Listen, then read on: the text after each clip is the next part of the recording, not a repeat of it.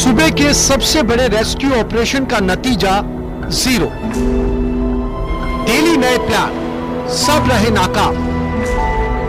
Plan B ने भी तोड़ा दम। 23 दिसंबर को बोरवेल में गिरी थी चेतना।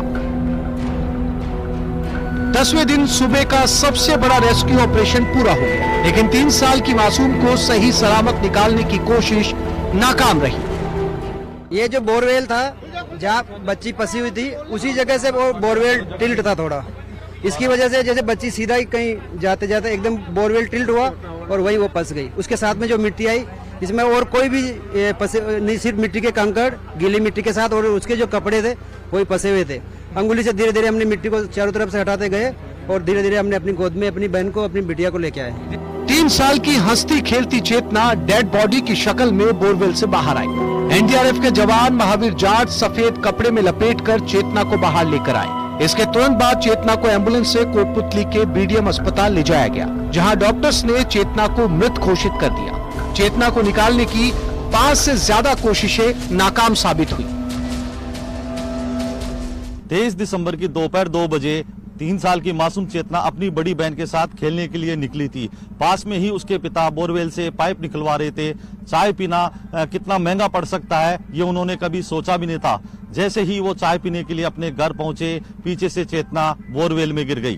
23 दिसंबर दोपहर 1:50 पर कोटपुतली के किरतपुरा क्षेत्र में बड़ियाली ढाणी में चेतना बोरवेल में गिरी। दोपहर 2 बजे परिजनों ने पुलिस प्रशासन को सूचना दी। शाम 5:15 बजे एसडीआरएफ ने मौके पर पहुंचकर रेस्क्यू ऑपरेशन शुरू किया। शाम 6 बजे एनडीआरएफ की टीम पहुंची। रात 8:45 पर देसी जुगाड़ एक्सपर्ट्स जगराम एंड टीम पहुंची। डेली नए प्लान आए, लेकिन सब नाकाम रहे। 24 दिसंबर शाम तक 4 देसी जुगाड़ फेल हो जाने के बाद आधुनिक मशीनों से खुदाई शुरू की गई। इसके बाद खबर मिली कि मासूम 120 फीट की गहराई पर अटकी है।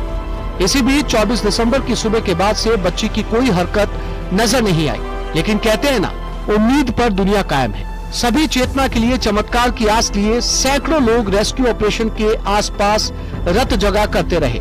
वैसे ऑपरेशन की नाकामी की बड़ी वजह अत्याधुनिक संसाधनों की कमी भी कही जा सकती है। सोचा था कि मिट्टी मिल सकता है, लेकिन मिट्टी नहीं था, और पत्थर में भी जो हार्ड वाला पत्थर था, तो चिपिंग हैमर काफी भारी होने की वजह से जब हम उस पर रखते थे तो वो उछल के दाएं बाएं चला जाता था। फिर हमने अपने प्लान चेंज किया, धीरे धीरे हमने बड्डी वाइज सिस्टम बनाया। एक बड्डी सपोर्ट करता था, दूसरा बड्डी उसको तोड़ता था पत्थर को। रेस्क्यू ऑपरेशन के फेल होने की 5 बड़ी वजह गिनाई जा रही हैं, लेकिन सबसे ज्यादा आरोप प्रशासन पर लगाए जा रहे हैं। प्रशासन ने फैसले लेने में देरी की। नाकामी के लिए स्थानीय लोग प्रशासन को जिम्मेदार ठहराते नजर आए।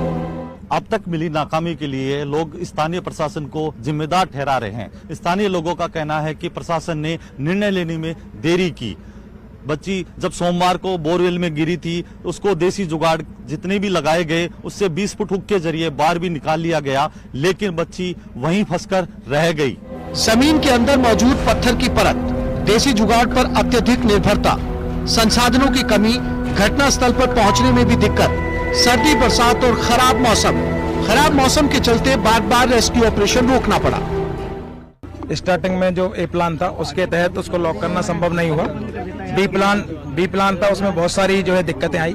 बीच में बाइलिंग मशीन जो है पत्थर काटने में काफी टाइम लग गया। उसके अलावा केसिंग डालने में टाइम लग गया। बारिश आ गई, मौसम खराब हो गया।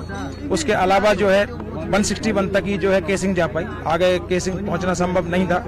तो बाद में जो है बिना केसिंग के जो है सेफ्टी के साथ जो टनल बनाई गई, पहले 8 फीट की टनल बनानी थी, लेकिन 12 फीट की टनल बनानी पड़ी। उसका कारण ये था कि एक्चुअल में बोरवेल टिल्ट थी और दूसरी साइड में हो गई थी। उसके लिए हमको एक्स्ट्रा टाइम लगा, पूरी रॉक काटनी पड़ी, चट्टान काटनी पड़ी, लगातार जो है उसके लिए 3 दिन तक कटिंग चलती रही, और उसके बाद आखिरकार जो हमने बच्चे को निकालने में सफलता। बोरवेल में गिरकर जान गंवाने वालों में चेतना पहली और आखिरी नहीं है। ऐसे हादसों की लंबी चौड़ी फहरिस्त है। खेत खलिहान और आंगन में खुले पड़े बोरवेल में गिरने से देश में हर साल औसतन 50-60 लोगों की मौत हो जाती है। हालात इसलिए भी गंभीर है क्योंकि बच्चों को बाहर निकालने के लिए अभी तक कोई स्पेशलाइज्ड या रोबोटिक सिस्टम डेवलप नहीं हो पाया। इसलिए इस तरह के मामलों को लेकर अब सख्त कदम उठाने की जरूरत है। न्यूज़ 18 राजस्थान के लिए कोटपुतली से हीरालाल सैन की रिपोर्ट।